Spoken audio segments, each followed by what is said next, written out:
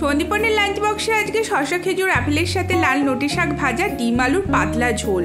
আজও সন্দীপন নিচে নামতে না নামতে অফিসের বাস এসে গেছিল, তাই দৌড়ে দৌড়ে ওকে প্রায় বাসটা ধরতে হলো।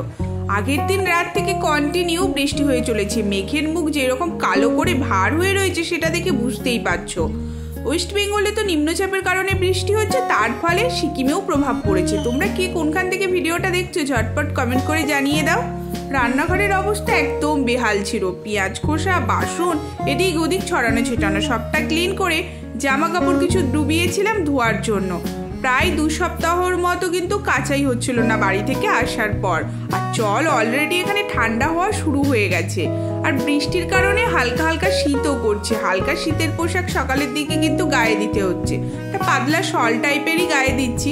আর 1 সপ্তাহের মধ্যেই সব শীতের পোশাক পার করতে হবে। স্নানে চলে গেছিলাম, ঠাকুরকে ধূপ দেখিয়ে খাওয়া দাওয়া করে নিয়েছিলাম। টাটা।